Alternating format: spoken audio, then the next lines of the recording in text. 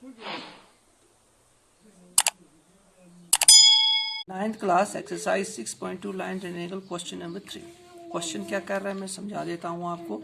ए B parallel C D, ये question कह रहा है एक लाइन है ए बी पैरेलल है सी डी के, इस पे ई एफ जो है परपेंडिकुलर है। परपेंडिकुलर का मतलब ये हो गया कि जहाँ पे कांटेक्ट होगी तो वहां पर 90 डिग्री का एंगल बनेगा। चूंकि दोनों साइड लाइन जो है ये पैरेलल,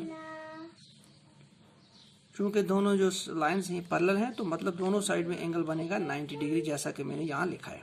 उसके बाद क्वेश्चन कह रहा है कि आपके पास जी ई डी यानी ये पूरा ये बड़ा वाला एंगल जो है ये है 126 डिग्री, ये भी गिवन है। निकालना है आपको, मैंने मार्किंग की हुई है 1 2 3, यानी आपको एंगल ए जी ई निकालना है, एफ जी ई निकालना है, और उसके बाद एफ ई जी या जी ई एफ, ये वाला एंगल आपको, ये तीन एंगल जो मैंने मार्किंग की, एंगल नंबर 1, एंगल नंबर 2 और ये वाला एंगल, ये आपको निकालना है। ठीक है, तो शुरू करते हैं हम। पहले हम लिखेंगे गिवन क्या क्या है। गिवन है हमारे पास लाइन ए बी जो है वो पैरेलल है किसके, सी डी के। ई एफ जो है वो परपेंडिकुलर है, ई एफ जो है वो परपेंडिकुलर है ऑन सी डी। अगर ई एफ जो है वह परपेंडिकुलर है ए बी या सी डी के, ई एफ जो है वह परपेंडिकुलर है सी डी और क्या है ए बी दोनों पे। क्यों? क्योंकि दोनों लाइंस पैरेलल हैं। ठीक है, उसके बाद गिवन है ये 126 यानी G E D, angle G E D is equal to 126 degree. ये जो चीज़ें हैं हमारे पास, ये जो हमारे पास कुछ डेटा है ये गिवन है। हमें निकालना क्या है वो लिखना है। अब निकालना है, पहले मैं यहाँ पे लिख लेता हूँ angle A G E, angle A G ई ये निकालना है, G E F, angle G E F ये निकालना है, और इसके बाद एंगल एफ जी ई यानी ये वाला एंगल, एंगल एफ जी ई, इसको एफ जी ई भी कह सकते हैं, ई जी एफ भी कह सकते हैं, ये दोनों साइड से हम ले सकते हैं। अब हम निकालेंगे कैसे, चूंकि पहले ये है ए जी ई है। देखिए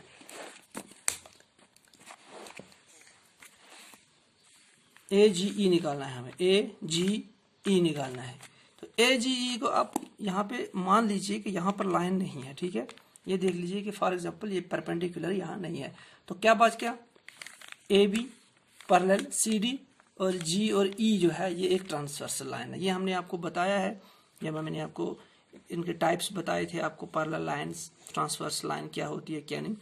तो अगर आप ये माने कि ए लाइन बी पैरेलल है सी डी के और जी और ई जो है ये एक ट्रांसवर्सल लाइन है, तो हम देखेंगे कि एंगल ए जी ई यानी एंगल 1 जो है वो इक्वल होगा इस साइड वाले एंगल से। कौन से? एंगल जी ई डी, यानी ये एंगल इक्वल होगा ये पूरा एंगल, यानी ये आप मानोगे ये वाली लाइन बीच में नहीं है, तो हमारे पास ये पूरा एंगल बच गया है 126 वाला। क्यों?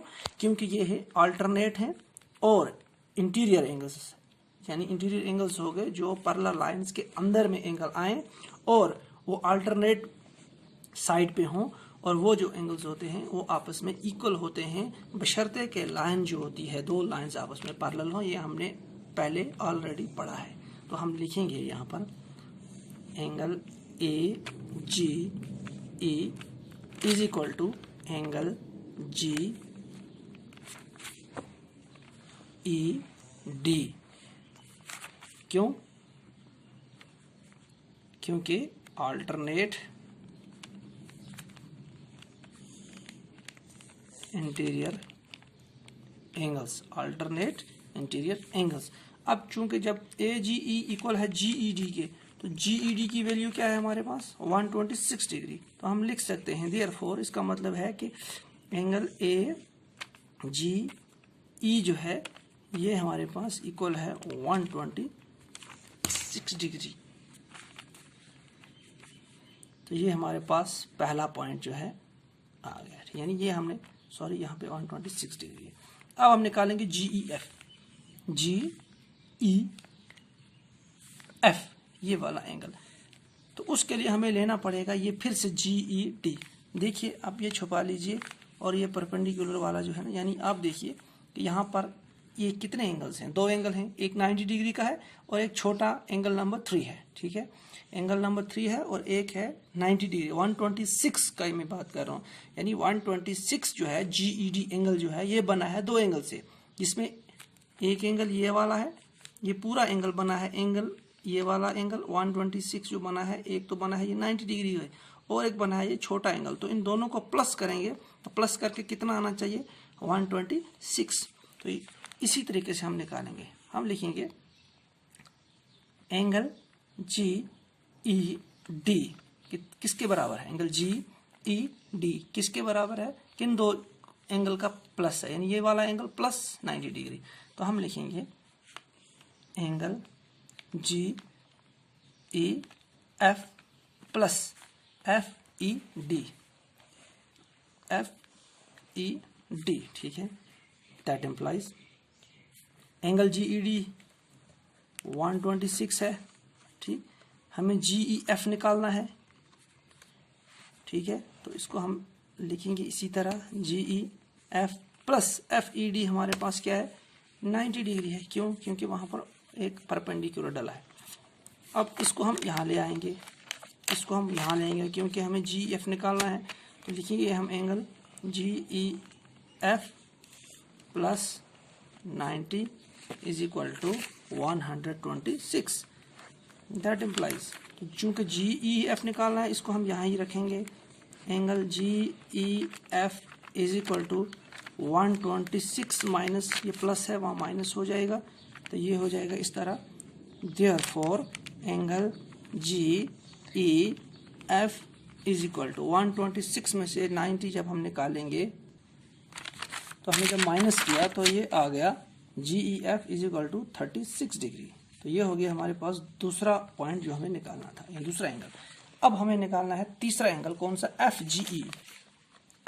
चलिए आप सबको यहाँ पे छोड़ दो, इस तरह रख लो, यानी ये छुआ, तो हमारे पास उसके लिए हम लेंगे ये वाली लाइन, और हमें पता है कि लाइन जो स्ट्रेट होती है 180 और ये एंगल 1 प्लस एंगल 2 लेंगे 180, क्योंकि लिनियर पेयर हैं। तो यहाँ से हम निकालेंगे, हम लेंगे ऑन लाइन AB, ठीक है, लाइन AB पे पहले लेंगे, यानी ये वाला एंगल और ये वाला, तो लेंगे हम angle AGE plus angle FGE